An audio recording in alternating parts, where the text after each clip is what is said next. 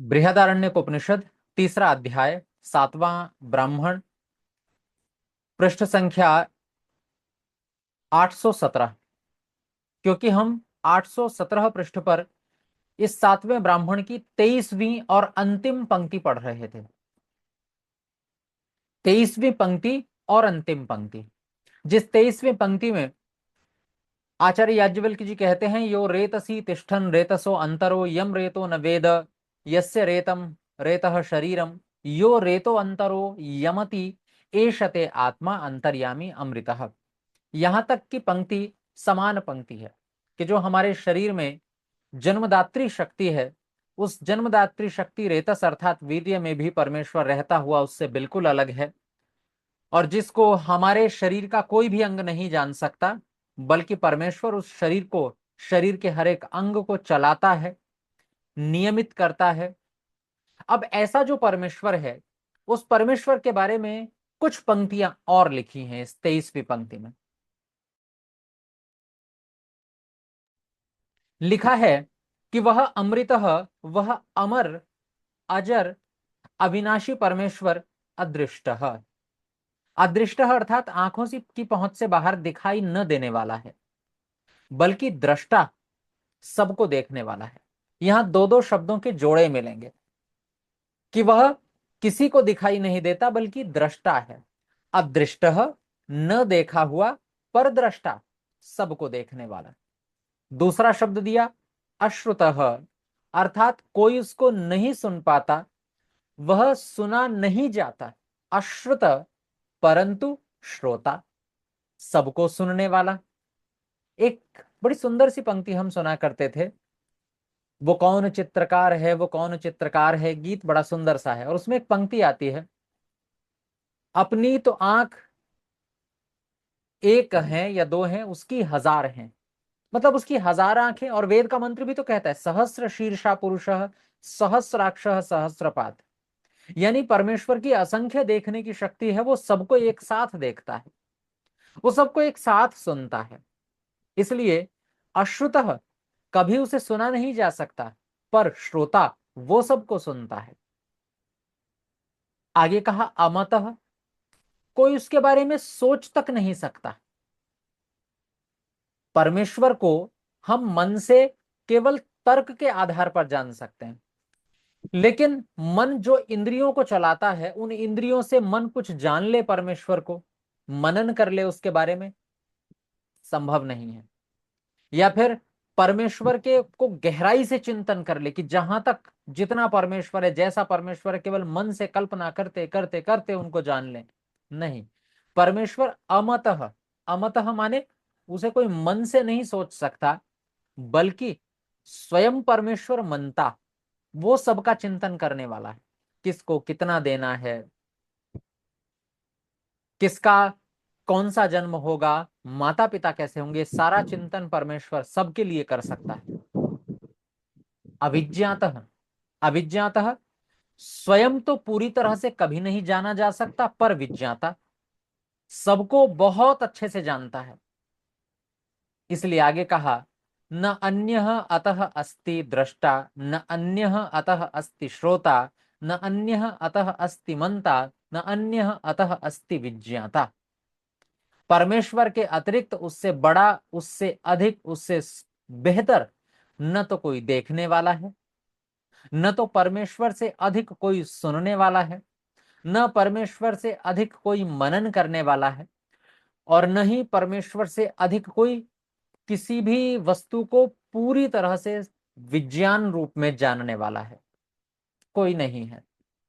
इसलिए हम जब भी संसार में कर्म करें तो उपनिषद का संकेत यही है कि हम थोड़ा संभल करके कर्म करें, ये मान करके कर्म करें कि कोई हमें देख रहा है, कोई हमारे कर्मों का फल हमें देगा। जब हम उच्छृंखल हो जाते हैं, स्वतंत्र हो जाते हैं, तब लगता तो अच्छा है कि मुक्ति मिली, अब हमें कोई नहीं देख रहा है, अब हम कुछ भी कर सकते हैं, जो मर्जी आए बोल सकते हैं, जिसको चाहे हम कुछ कह सकते हैं। पर यही विचार हमारे लिए घातक बन जाता है। स्वतंत्रता अनिवार्य है, हमारे शास्त्रों ने स्वतंत्रता की बहुत प्रशंसा की है, बल्कि एक स्थान पर तो यह भी कह दिया कि सर्वम परवशम दुखम सर्वम आत्मवशम सुखम, कि सुख और दुख की परिभाषा ही इतनी है कि जो दूसरों के वश में है, जिन जिन विषयों में हम दूसरों के अधीन हैं, उन उन विषयों में हम दुखी हैं, और जिन मामलों में हम स्वतंत्र हैं, आत्मवश हैं, अपने अधीन हैं, उन उन विषयों में हम सुखी हैं। यानी सुख और दुख की परिभाषा ही बन गई परतंत्रता और स्वतंत्रता। परतंत्रता यानी दुख, स्वतंत्रता यानी सुख। ये बात बिल्कुल सही है। पर क्या पूर्णतया, पूरी तरह से किसी भी व्यक्ति के अधीन न होना, किसी की निगरानी हम पर ना होना, किसी की व्यवस्था हम पर ना होना, क्या ये हमारे जीवन के लिए अच्छा है? नहीं है अच्छा। यही हमारे लिए सबसे बड़ा अभिशाप जैसा है। जब हम छोटे होते हैं, उस समय हम माता पिता के अधीन होते हैं, लगता है कि हम स्वतंत्र हो जाएं, पर जैसे ही हम स्वतंत्र होते हैं, हम दुखी होना प्रारंभ हो जाते हैं। फिर हम याद करते हैं, अरे घर पर थे, माता पिता थे, माता पिता कितना ध्यान रखते थे, सुबह खाना खाओ, उठा भी देते थे सवेरे। जब बच्चे पहली पहली बार स्कूल हॉस्टल में जाते हैं, तो वो उठते हैं सुबह बस स्कूल से 15 मिनट पहले, आधा घंटा पहले, और फिर बस बिना नहाए धोए जैसे तैसे कपड़े बदल के क्लास में जाकर के बैठ जाते हैं। फिर वो याद करते हैं जब वो अपने से तंग हो जाते हैं कि मैं ऐसा कैसे बन गया। सोचते हैं माता पिता थे तो बड़े अच्छे थे, समय पर उठाया करते थे। फिर क्योंकि भूख लगी है, सुबह सुबह खाना तो खा करके गए नहीं है, खाना भी तो स्वयं बनाना होता है, या अगर मैस में भी जाकर के खाएंगे तो कम से कम पहले उठना तो पड़ेगा। पर नहीं, वो तो सीधे सीधे बिना नहाए ही क्लास में जाकर के बैठे हैं। तो भूख लगी है बहुत तेज, खाना खाया नहीं है। फिर क्लास से वापस आते हैं, खाना बनाते हैं, मन नहीं है क्योंकि थका हुआ शरीर है, खाना बनाते हैं, फिर जाकर के कहीं खाते हैं। तो दोपहर को सुबह के खाली पेट रह करके खाना खाते हैं, और फिर शाम तक का हो जाता है, क्योंकि शाम को फिर खाना बनाने का मन नहीं है या बासी खाते हैं। तो फिर लगता है कि माता पिता के अधीन थे तो अच्छा था, कुछ काम बड़े व्यवस्थित हो जाया करते थे। ऐसे ही ये बात बिल्कुल सही है कि हम पराधीन न रहें, लेकिन व्यवस्था में अवश्य रहें किसी की। जो व्यवस्थाएं हमारी उन्नति के लिए, जैसे हमारे माता पिता की व्यवस्था, हमारे गुरुजनों की व्यवस्था, जब तक हम गुरुकुल में या विद्यालय में आचार्य के, गुरु के अधीन रहते हैं, सुखी रहते हैं, पढ़ते रहते हैं। हमें लगता है कि नहीं, स्वतंत्र होंगे तो अधिक पढ़ेंगे, लेकिन जैसे ही हम स्वतंत्र होते हैं, किसी प्रकार के पाठ्यक्रम का बोझ हम पर नहीं होता, विद्यालय में हमें अपना काम पूरा करके ले जाना है, आचार्य अध्यापक कुछ पूछेंगे आज, इसका कोई दबाव नहीं है, फिर हम पढ़ नहीं पाते। अधिकतर लोग फिर अपनी पढ़ाई बंद कर देते हैं, काम में लग जाते हैं, पुस्तकों से फिर कोई रिश्ता, कोई नाता नहीं रहता है, कोई संबंध नहीं। पुस्तकें फिर अलमारियों में पड़ी पड़ी धूल खाती हैं, पुस्तक एक सपना बन जाती हैं कि हम पुस्तक भी पढ़ेंगे कभी। इसलिए पराधीनता बुरी चीज है, लेकिन किसी की व्यवस्था में रहना बहुत अच्छा है। उपनिषद के ये प्रकरण यही समझाना चाहते हैं कि परमेश्वर हमें व्यवस्थित रखने के लिए इतना सब कुछ करता है। वो हमें देखता है, सुनता है, हम आगे किस शरीर में जन्म लेंगे इस पूरे की व्यवस्था देता है, सब कुछ अच्छे से जानता है, केवल और केवल हमारे लिए, अपने लिए नहीं। परमेश्वर को हमसे चाहिए क्या?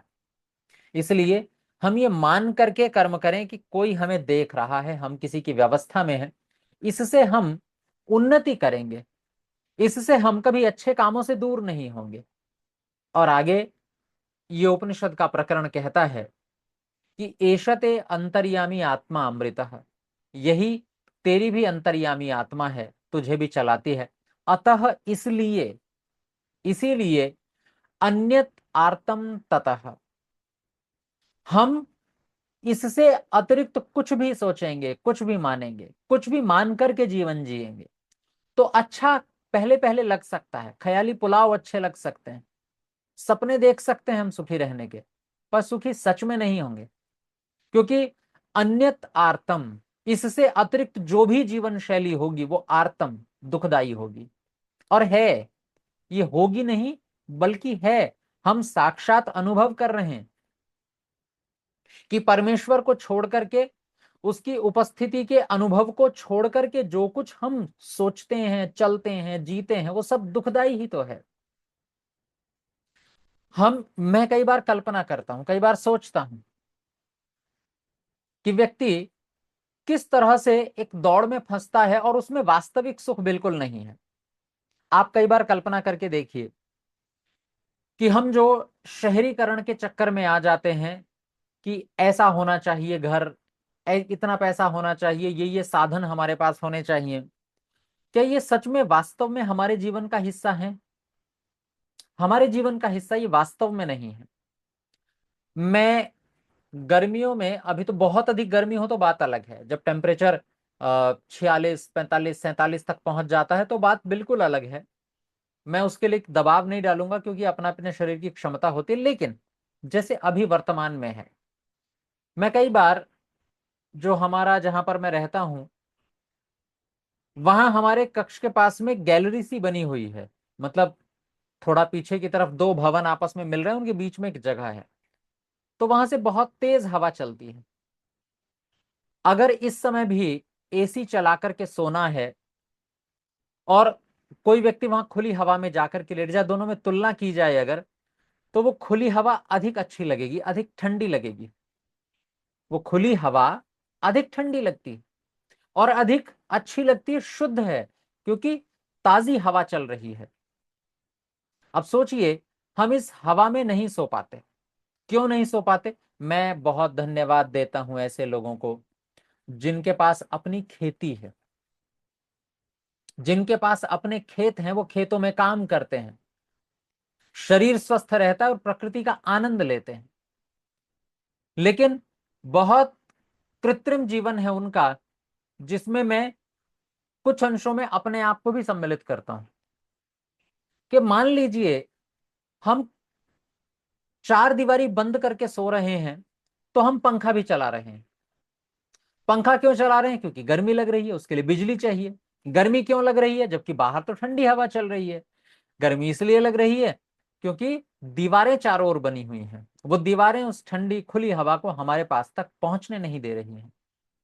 मतलब पहले हमने अपने पास आने वाली उस ताजी ठंडी हवा को रोका दीवारों से, और फिर एक हवा के लिए पंखा या एसी लगाई। हम कितने कृत्रिम हो गए हैं। उसके बाद हम धीरे धीरे बीमार पड़े, क्योंकि खुली हवा में सोने से केवल ठंडी हवा नहीं मिलती, ताजी हवा नहीं मिलती, बल्कि हमारे शरीर के एक एक रोम को श्वास मिलती है। हमारे शरीर के जो रोए होते हैं ना, ऑक्सीजन इनके माध्यम से भी हमारे शरीर में जाती है। सोचिए, जो व्यक्ति अपने खुले खेत में, घर के ऊपर छत पर मच्छरदानी लगा करके सोता होगा ताजी हवा में, उसका शरीर कितना स्वस्थ होता होगा। कारण, क्योंकि उसकी एक एक रोम से उसे ताजी हवा, उसे ऑक्सीजन मिल रही है, प्राणवायु मिल रही है, जो कि उसके शरीर की आपूर्ति को पूरा कर रही है। और हम चार दीवारी बना करके बंद कमरे में हवाओं के रास्ते रोक करके एक पंखे या एसी से कृत्रिम हवा चला करके लेटे हुए हैं।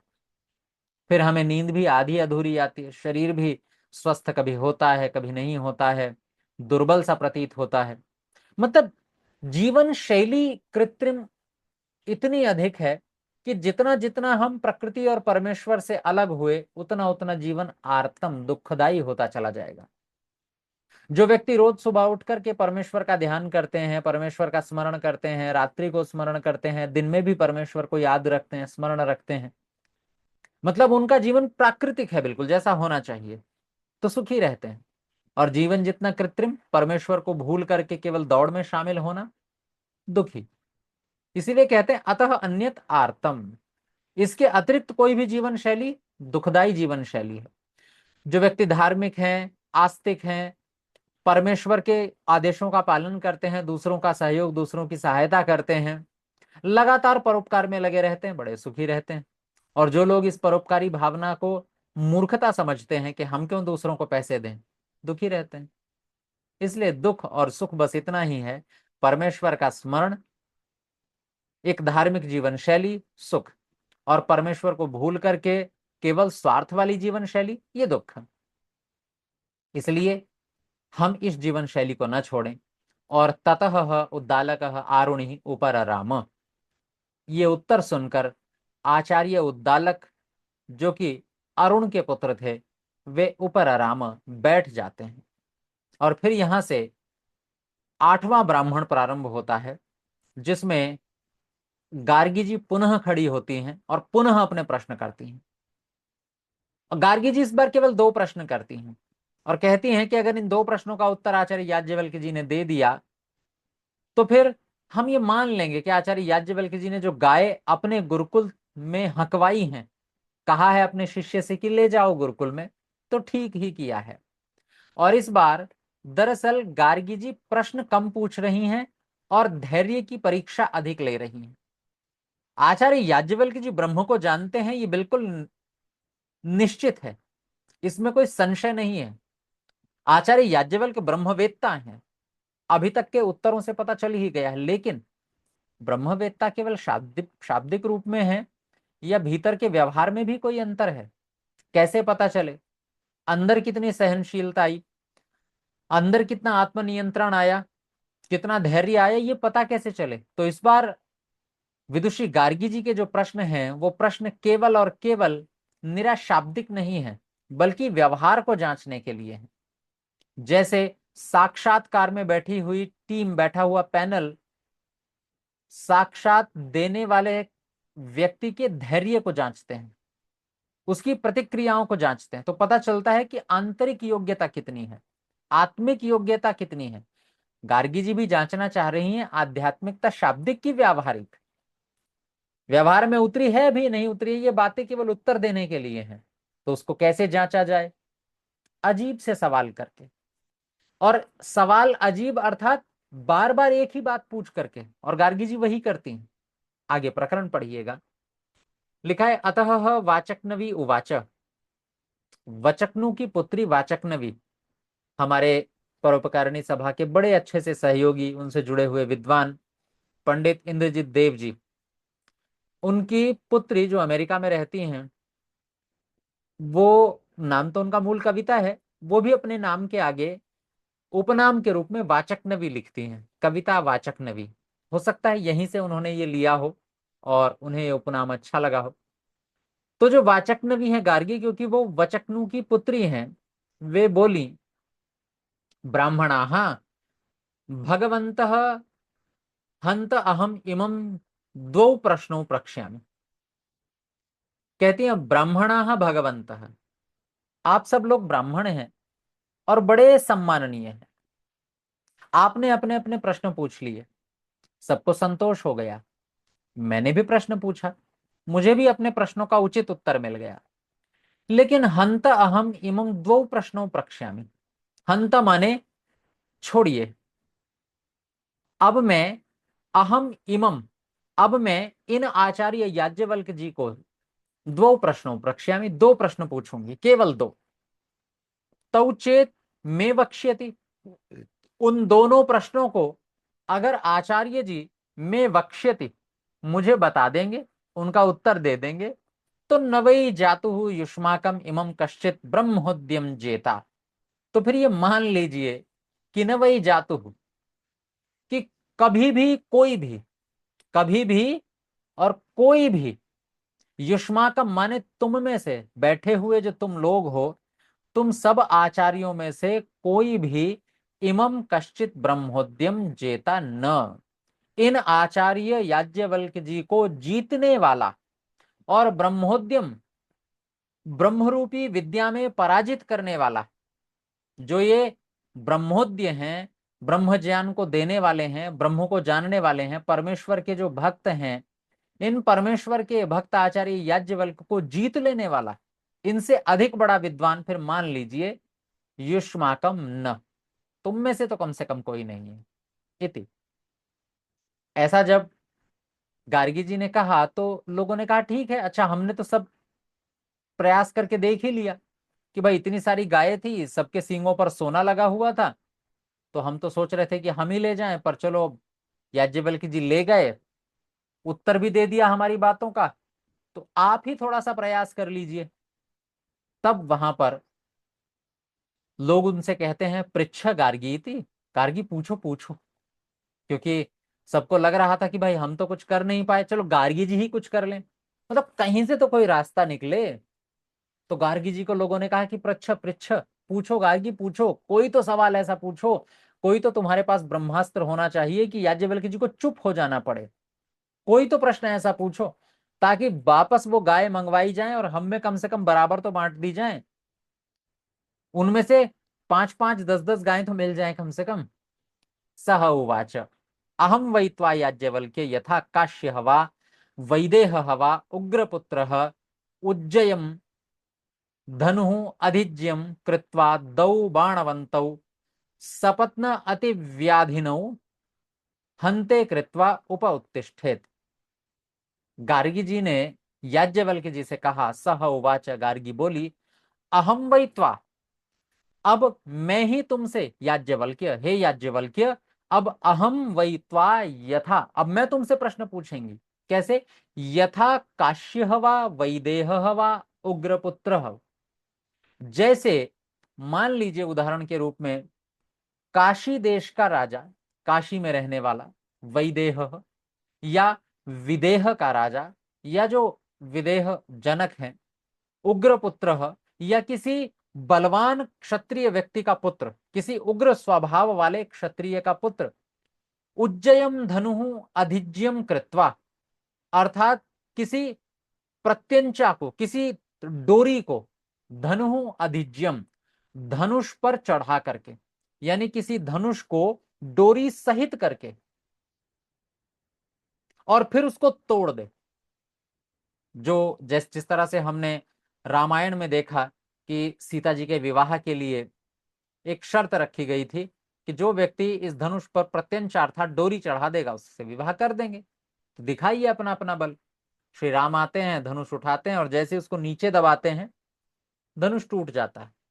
गार्गी जी कह रही है कि जैसे कोई व्यक्ति धनुष हाथ में ले, धनुष हाथ में लेकर के और उस पर एक बाण चढ़ाए, बाण चढ़ा करके और तेजी से छोड़े, अधिज्यम अर्थात वो जो डोरी है प्रत्यंचा है, उस प्रत्यंचा पर द्वौ बाणवंतौ, दो बाणों को लगा करके, सपत्न अतिव्याधिनौ, सपत्न अर्थात शत्रु को बींध देने वाले, सपत्न माने शत्रु और अतिव्याधिनौ माने बींध देने वाले, माने शत्रु के सीने में जाकर के लगे दोनों के दोनों धनुष, ऐसे उस धनुष को हस्ते कृत्वा, हाथ में लेकर के, उप उत्तिष्ठेत, उप उत्तिष्ठेत मतलब सामने आकर के कोई क्षत्रिय व्यक्ति खड़ा हो जाए, मानो कोई क्षत्रिय व्यक्ति हो और वो अपने हाथ में धनुष लेकर के, दो बाण लेकर के, ऐसे बाण जो शत्रु के सीने में जाकर के लगे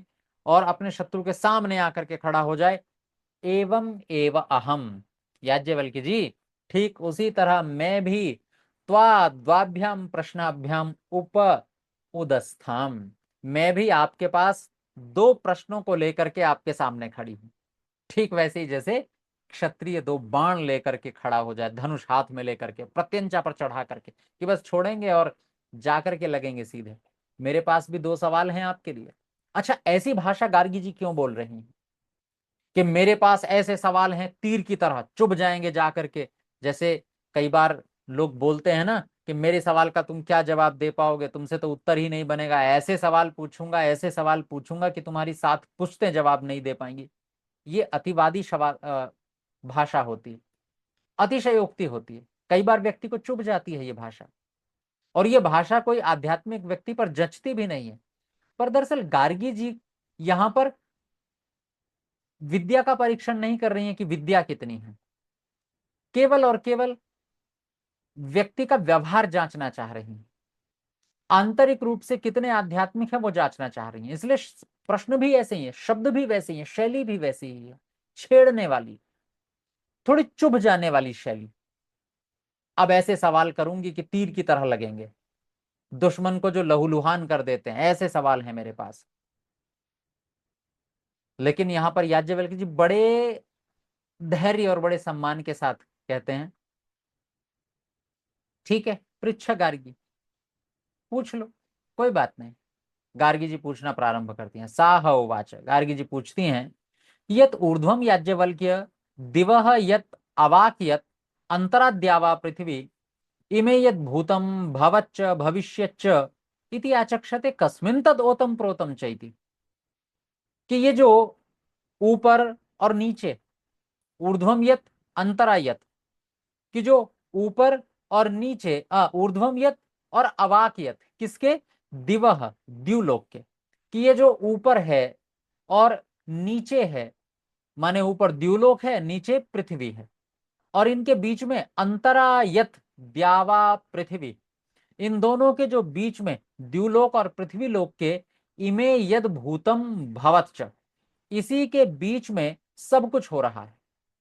द्युलोक और पृथ्वी लोक के बीच में सब कुछ हो रहा है। भूतकाल, वर्तमान काल और भविष्यत काल, वो सब यहीं पर होता है।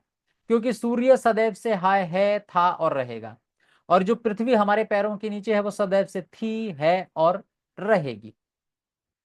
सदैव से अर्थात अनादि अनंत नहीं, वो अनादि अनंत वाला कॉन्सेप्ट नहीं जो तीन अनादि सत्ताएं हैं।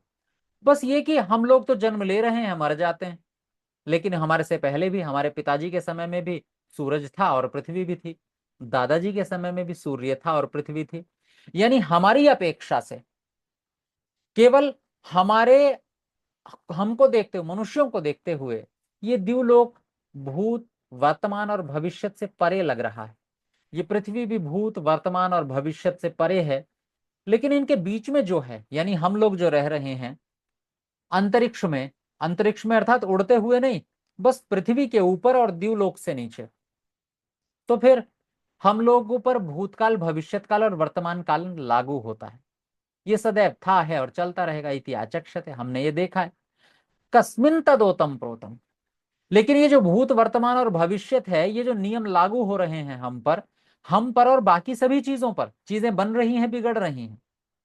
चीजों के साथ तीन वाक्य प्रयोग किए जाते हैं कि कोई चीज पहले थी, या वर्तमान में है, या आगे नहीं होगी। ये वाक्य प्रयोग किए जाते हैं वस्तुओं के साथ में। लेकिन द्युलोक अर्थात सूर्य के साथ हम नहीं बोल पा रहे कि सूर्य बस परसों तक रहेगा, 2 साल बाद तक रहेगा, 100 साल बाद तक रहेगा, 200 साल बाद तक रहेगा, यह सूरज नहीं था, अभी पिछले दिनों ही बना है। तो ये जो हम लोगों पर भूत, वर्तमान और भविष्य लागू हो रहा है, यानी चीजें बन रही हैं, बिगड़ रही हैं, बन रही हैं, बिगड़ रही हैं। कस्मिन ओतम च प्रोतम च, किसमें ये सब बंधे हुए हैं? ओतप्रोत, ओतप्रोत माने लबालब है, किनसे जुड़े हुए हैं? कौन ऐसा है इन दोनों के बीच में जो इन सब को बनाता है और बिगाड़ता है, जन्म देता है और मृत्यु भी अनिवार्य रूप से कराता है? कौन है? आचार्य जवाब देते हैं, सह उवाच, वे उत्तर देते हैं कि यद ऊर्ध्वम गार्गी दिवो यदवाक पृथिव्या यदंतरा पृथ्वी द्यावा पृथ्वी इमे यद भूतम च भवच्च भविष्यच्च इति आचक्षते आकाशे तदोतम च प्रोतम च। कि गार्गी, ये जो तुमने सवाल पूछा है ना, कि द्युलोक में ऊपर और पृथ्वी लोक में नीचे, इन दोनों के अंतरा, बीच में जो स्थान है जहां पर तीनों काल लागू होते हैं, भूत, वर्तमान और भविष्य, तुम कह रही थी ना किस में ओतप्रोत है? ये आकाश में। ये सब आकाश में है, अंतरिक्ष है, खाली स्थान है। अब इससे अधिक मैं क्या बताऊं तुम्हें? ठीक है, आकाश है, खाली स्थान है, उसी आकाश में ये सब रह रहे हैं। अब आगे पूछती हैं गार्गी, सहोवाच, गार्गी संतुष्ट हो गई और गार्गी ने आगे पूछा, नमस्ते अस्तु याज्ञवल्क्य, याज्ञवल्क्य आपको नमस्कार हो, आपने ठीक उत्तर दिया। लेकिन यह में एतम व्यवोच, कि तुमने जो मेरे पहले प्रश्न का उत्तर दिया बिल्कुल ठीक दिया, मैं संतुष्ट हूं। लेकिन अपरस्मयी धारयस्व, अब अगला सवाल संभालो। धारयस्व का मतलब ही होता है धारण करो। देखो, चुभने वाली बात कह रही है गार्गी, अब अगला संभालो। जैसे हम कहते हैं ना, ओ इसका सवाल का जवाब तो तुमने ठीक दे दिया है, इसका उत्तर तो ठीक से दे दिया है, और धन्यवाद इसके लिए, प्रणाम है आपको, लेकिन अब प्रश्न का उत्तर देकर दिखाओ। अब संभालो, मैं जो पूछ रही हूं, धारयस्व इति, संभालो मेरे सवाल को। इति पृच्छ गार्गी, याज्ञवल्क्य जी ने फिर कह दिया, अच्छा पूछ लो, कोई बात नहीं, बड़े धैर्य से कहा, पूछ लो गार्गी। तो फिर वो कहते हैं साह उवाच यदूर्ध्वम याज्ञवल्क्य दिवो यदवाक् पृथिव्या यदंतरा द्यावा पृथ्वी इमे तदभूतम च भवच्च भविष्यच्च इत्याचक्षते कस्मिन् तदोतम च प्रोतम च। सेम सवाल बिल्कुल वही दोबारा पूछ लिया, बिल्कुल एक जैसा प्रश्न दोबारा पूछा है, वही प्रश्न जो पहले पूछा था कि जो ऊपर है द्युलोक और नीचे पृथ्वीलोक, इनके बीच में, द्यावा और पृथ्वी के बीच में यद भूतम भवच्च भविष्यच्च, भूत वर्तमान और भविष्य बताइए ना किसमें ओतप्रोत है ये। अब सवाल दोबारा जब याज्ञवल्क्य जी सुनते हैं तो गार्गी जी को लगा क्रोधित हो जाएंगे, मतलब ये क्या बचपना है, अरे सवाल का जवाब दिया तो है अभी अभी, फिर दोबारा वही सवाल पूछ रहे हो, समझ भी है कुछ कि नहीं, या बस आ गए हो सवाल पूछने के लिए, पहले से तय नहीं था कि क्या पूछना है, एक ही जैसे दो सवाल पूछ रहे हो, कुछ तो बदलो, नया सवाल तो पूछो तो मैं कुछ जवाब दूं, नया सवाल ही नहीं पूछ रही है गार्गी। लेकिन आचार्य याज्ञवल्क्य जी ने ऐसा कुछ नहीं कहा, कुछ भी नहीं कहा, कोई क्रोध नहीं, कोई तनाव नहीं, कोई डांट फटकार नहीं, न चार बातें सुनाई कि क्यों तुम मुझसे दोबारा सवाल पूछ रही हो, समय बर्बाद कर रही हो, तुम्हें आता जाता भी है क्या कुछ। वे सीधे सीधे कहते हैं सह उवाच, दोबारा याज्ञवल्क्य जी कहते हैं वही उत्तर जो पहले दिया था बड़ी शांति के साथ। यदूर्ध्वम गार्गी, गार्गी देखो जो ऊपर है द्युलोक यदवाक पृथिव्या, जो नीचे है पृथ्वीलोक, यद अंतराद्यावा पृथ्वी, जो इनके बीच में है, इमे यद्भूतं च भवच्च भविष्यच्च इत्याचक्षते, जो भूत वर्तमान और भविष्य इनके बीच में लागू हो रहे हैं, चीजें बन रही हैं और बिगड़ रही हैं, आकाशे एव तदोतम च प्रोतम च इति। दोबारा फिर वही उत्तर दे दिया कि आकाश में ये सब ओतप्रोत है। कस्मिन्नु, अब गार्गी जी ने अगला सवाल पूछ लिया कि आचार्य जी तो परेशान ही नहीं हुए, तो दो सवाल की बात की थी कि दो प्रश्न पूछूंगी, लेकिन दो से नहीं, अब दो से तीसरे पर आ गई, कस्मिन्नु खलु आकाश ओतश्च प्रोतश्च इति। अच्छा ठीक है, उत्तर दे दिया, तो गार्गी जी ने कहा अच्छा ये बताओ आकाश किस में ओतप्रोत है। अब ये तीसरा सवाल हो गया है, दो सवाल बिल्कुल एक जैसे, दूसरा सवाल धैर्य की परीक्षा के लिए आचार्य ने कोई किसी तरह का उतावलापन न दिखाकर बिल्कुल सीधे सीधे उत्तर दे दिया पहले वाला।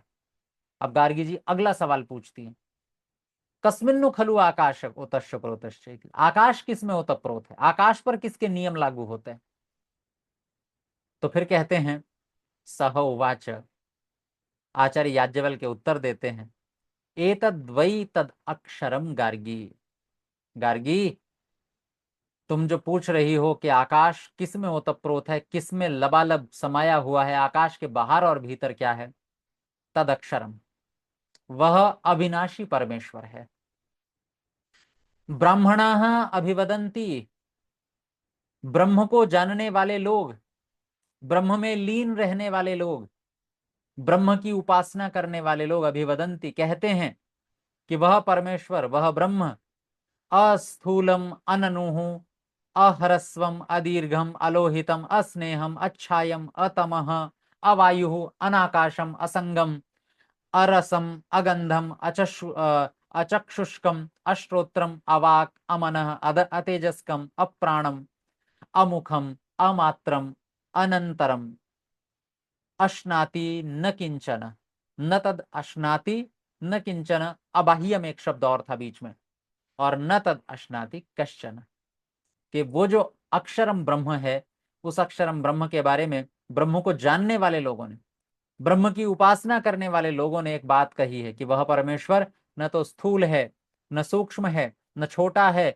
न बड़ा है, न किसी रंग में है रंगा हुआ है, न लाल है, न फिर स्नेह, न चिकना है, न ही छाया है वो कोई, न वो अंधकार है, न वो वायु है, न आकाश है, न वो किसी के साथ रहता है, उसका कोई संगी साथी भी नहीं है, उसे किसी से राग भी नहीं है, अरसम उसमें कोई रस भी नहीं है, न उसमें कोई गंध है, न उसे देखा जा सकता है, न ही उसे सुना जा सकता है, न अवाक, उसके पास वाणी भी नहीं है जैसी हमारे पास है, अमनः उसके पास हमारे जैसा मन भी नहीं है, अतेजस्कम वह तेज भी नहीं है, अग्नि भी नहीं है, अप्राणम उसके पास प्राण भी नहीं है हमारी तरह, अमुखम उसका कोई मुख भी नहीं है हमारी तरह, अमात्रम उसका कोई परिमाण माप तोल भी नहीं है कि इतना बड़ा छोटा परमेश्वर है, अनंतरम परमेश्वर के भीतर कोई उसे अंदर से चलाता उससे सूक्ष्म कोई हो ऐसा भी नहीं है, अबाह्यम परमेश्वर के बाहर भी कुछ नहीं है। न तद अश्नाति कश्चन, न तद अश्नाति किंचन। परमेश्वर ना हमारी तरह कुछ खाता है और ना हमारी तरह किसी को खाता है, मतलब किसी चीज का उपभोग करता है। परमेश्वर उपभोग नहीं करता किसी का, कभी नहीं करता। इसलिए गार्गी, और उत्तर दूं? अब आचार्य याज्ञवल्क्य उत्तर देते चले जाते हैं, बस उत्तर देते चले जाते हैं, और वो आगे कितने सारे उत्तर देंगे। सोचिए, गार्गी जी का एक सवाल, और आचार्य याज्ञवल्क्य जी समझ गए कि ये सवाल सवाल के लिए नहीं था, ये केवल धैर्य के परीक्षण के लिए था। तो फिर बहुत सारे उत्तर आचार्य याज्ञवल्क्य देते चले जाते हैं, देते चले जाते हैं, बिना किसी उतावलेपन के, बिना ये क्रोध किए कि तुम एक जैसे सवाल क्यों पूछे जा रही हो। अब वो क्या उत्तर है वो हम आगे देखेंगे।